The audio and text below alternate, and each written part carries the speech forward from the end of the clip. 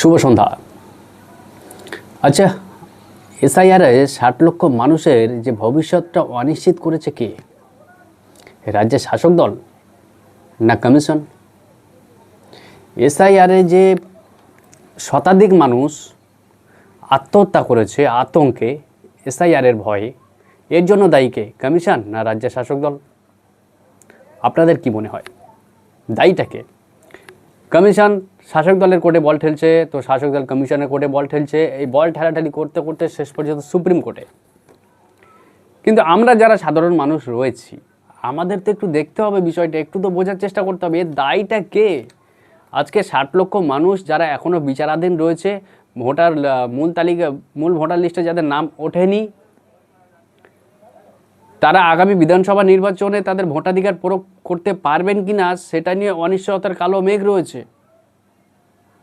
যদি তারা তাদের ভোটাধিকার প্রয়োগ করতে না পারে, তাহলে কি এটা নিশ্চিতভাবে বলা যাবে যে আগামী বিধানসভা নির্বাচনের পর, 26শে বিধানসভা নির্বাচনের পর যে দল ক্ষমতায় আসবে সে দল পুরোপুরি ত্রুটি মুক্ত বা গণতান্ত্রিকভাবে মানুষের রায় ক্ষমতায় এসেছে, যদি এই 60 লক্ষ মানুষকে বাইরে রেখে নির্বাচন হয়? বলতে পারবেন? জয়ের মধ্যে খোঁচা থাকবে না? সে যাই হোক, এই যে 60 লক্ষ মানুষ, বিশেষ করে এদের বিষয়টা আমাদের দেখতে হবে। একই সঙ্গে যে দেখতে হবে যেসব শতাধিক মানুষ আত্মহত্যা করেছে, দায়ীটা কার? কারা দায়ী? কে দায়ী? প্রথমে আসি কমিশনের কথাই। কমিশন বিহারে, আমি ব্যক্তিগতভাবে এই ঘটনার সাক্ষী, এখানে থেকে বসে, বাংলা থেকে বসে তারা সব মাইগ্রেন্ট লেবার হোয়াটসঅ্যাপের মাধ্যমে নিজেদের আধার কার্ড পাঠিয়ে দিয়েছে, আর ভোটার তালিকাতে, মূল তালিকাতে তাদের নাম চলে এসেছে বিহারে এসআইআর পর্বতে। আমি নিজে সাক্ষী, আমি নিজে কয়েকজনের হোয়াটসঅ্যাপের মাধ্যমে তাদের নাম, দাদা আমারটা একটু পাঠিয়ে দিন, আমি পাঠিয়ে দিয়েছি অনেককে। পরবর্তীতে কিছুদিন পর তারা বাড়ি চলে গেল এবং সেখান থেকে এসে বললো আমি ভোট দিয়েছি, কোনো অসুবিধা হয়নি। তা এত সহজ করে যদি বিহারে এসআইআর হয়, বাংলার ক্ষেত্রে নিয়মটা এত টাইট কেন, এত কড়া কেন? প্রশ্ন তো থাকবে, যে প্রশ্ন রাজ্যের শাসক দল তুলেছে এতদিন, প্রশ্ন তো থাকবে। এরা বাংলাতে বসে এসআইআর এর নাম তুলে নিল, কাউকে হিয়ারিংয়ে যেতে হলো না, কাউকে লাইনে দাঁড় করাতে হলো না, কারো মৃত্যু হলো না। কিন্তু বাংলার ক্ষেত্রে আপনারা এত কড়া নিয়ম চালু করেছেন, একই এসআইআর বিহারে সহজভাবে হবে, বাংলাতে কঠিন করে হবে। রাজ্যের শাসক দল তারা চেঁচাচ্ছে, স্বাভাবিকভাবেই তারা চেঁচাবে। এবং আর একটা কথা যেটা অত্যন্ত খুবই কি বলবো আপনাদের, শাসক দলের তাৎপর্যপূর্ণ যে অভিযোগটা ছিল যে আমাদের রাজ্যে কোনো একটা রাজনৈতিক দলের অঙ্গুলি হেলনে বা তাদের নির্দেশে কমিশন যত বেশি সংখ্যক মানুষকে ডিভোটার ঘোষণা করতে পারে, যত বেশি সংখ্যক মানুষকে তালিকা থেকে বাদ দিতে পারে, সেই চক্রান্তে লিপ্ত হয়েছে। কথাটা একেবারে উড়িয়ে দেওয়ার মতো নয়। আগেও বলছি, কথাটা উড়িয়ে দেওয়ার মতো নয়, কারণ আমি বিহারের উদাহরণ দিয়েছি। সেখানে যত সহজভাবে এসআইআর হয়েছে, বাংলার ক্ষেত্রে নিয়ম যত কড়া করেছে তৃণমূল কংগ্রেস, তত কঠিন হয়েছে। তারপরে মামলা হামলা সব কিছু হলো, তারপরে সুপ্রিম কোর্টে। কমিশনের কথা যখন বলছি, পাশাপাশি এটাও বলছি আমাদের রাজ্য সরকার যে রয়েছে একেবারে ধোয়া তুলসী পাতা নয়। 60 লক্ষ মানুষ বা এসআইআর নিয়ে যা কিছু ঘটে গেছে এখনো পর্যন্ত, এর জন্য যদি শতাংশের বিচারে বলি, 65% দায়ভার কমিশনের। তারা একটা বিশেষ রাজনৈতিক দলকে সুবিধা পাইয়ে দিচ্ছিল, যত বেশি সংখ্যক ভোটারকে ভোটার লিস্টের বাইরে করার চেষ্টা করেছিল, বাদ দেওয়ার চেষ্টা করেছিল। এবং একই সঙ্গে আমাকে এটাও বলতে হবে 35% দায়ী কিন্তু রাজ্যের শাসক দল। কেন বলছে কথা? হ্যাঁ, তাদেরও দায় রয়েছে। এসআইআর নির্বাচন কমিশন স্বতন্ত্র একটা কমিশন, স্বাধীন কমিশন। নির্বাচনের কাজকর্ম দেখাশোনা নির্বাচন কমিশনের কাজ, ভোটার লিস্টের কাজ নির্বাচন কমিশন করবেন। এসআইআর যদি হয় তো কোনো অসুবিধা ছিল না, এসআইআর হওয়া উচিত। আমি প্রথম থেকে গলা ফাটিয়েছি, এসআইআর হওয়া উচিত ছিল। হ্যাঁ, এসআইআর কেন হবে না? 20-22 বছর ধরে যে লিস্টটা পড়ে রয়েছে, রিফ্রেশ হয়নি, প্রচুর মৃত ভোটার রয়েছে, স্থানান্তরিত ভোটার রয়েছে, লিস্টটাকে তো রিফ্রেশ করতে হবে। একটা তাজা ভালো লিস্ট তো আমাদের দরকার, পচা আলু তো সাইড করতে হবে সেখান থেকে। তো ঠিক আছে, এসআইআর হচ্ছিল, কিন্তু রাজ্যের শাসক দলের কোনো দরকার ছিল না যে আমাদের রাজ্যে এসআইআর করতে দেব না। এই সব কিছুতে এই যে করতে দেব না, হবে না, কেন হবে না, কেন করতে দেবেন না? আপনার অভিযোগ এটা হতে পারে যে যদি এসআইআরে কোথাও গড়মিল আপনি দেখতে পান, যদি দেখতে পান উদ্দেশ্য প্রণোদিতভাবে কিছু হচ্ছে, তার জন্য তো কোড রয়েছে, তখন আপনি বাধা দিন। তার আগে যতক্ষণ না আপনি কিছু প্রমাণ হচ্ছে, তার আগে থেকেই আপনি বলতে শুরু করছেন এসআইআর আমি হতে দেব না, নাগরিককে বেনাগরিক করতে দেব না।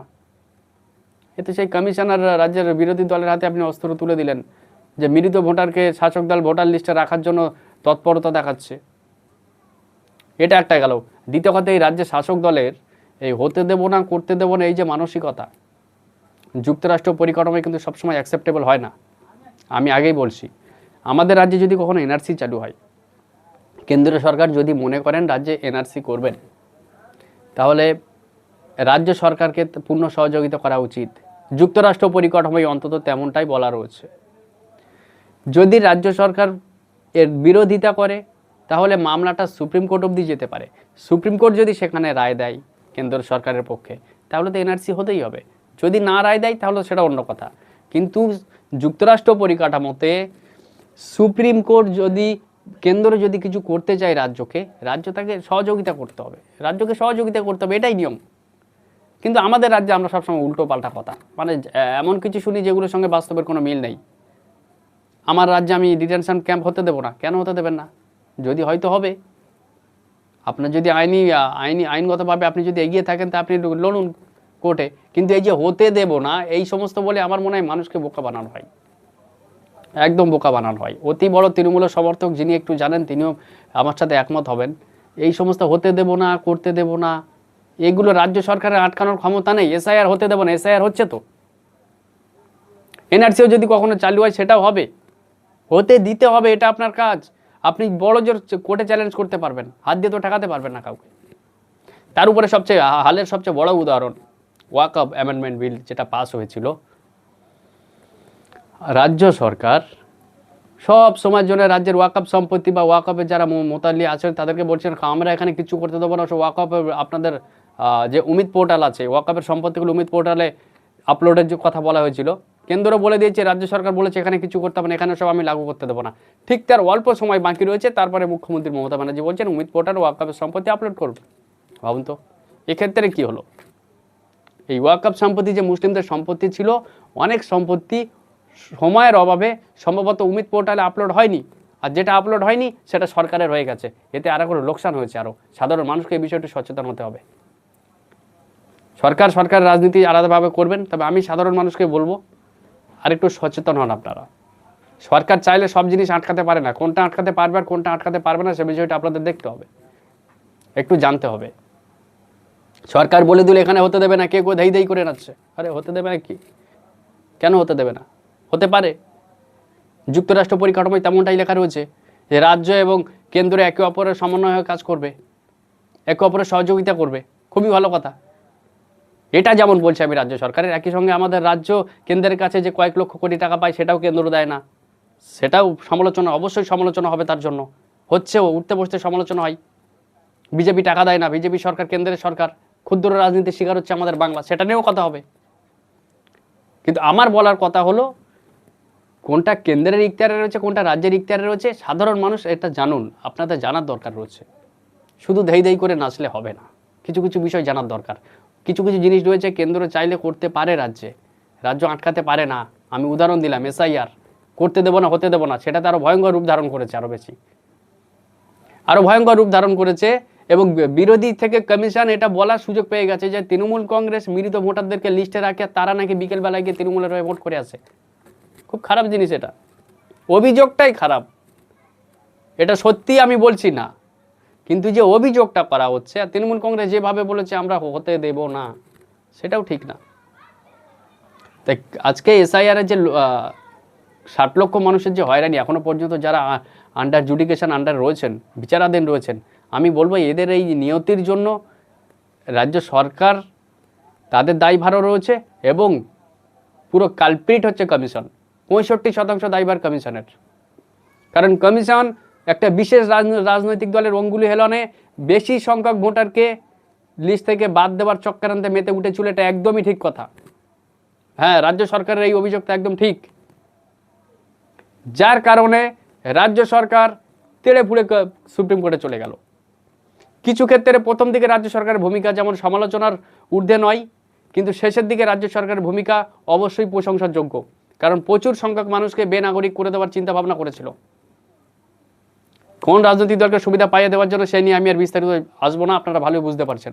এটা অত্যন্ত ধ্বংসাত্মক একটা মানসিকতা ছিল কমিশনের, আর ওই পড়েছে তৃণমূলের কাছে। বুঝতেই পারছেন, বাঘা কমিশন যদি ওই বাঘা ওল, তো তৃণমূল বুনো ওল, তো তৃণমূল বাঘা তেঁতুল।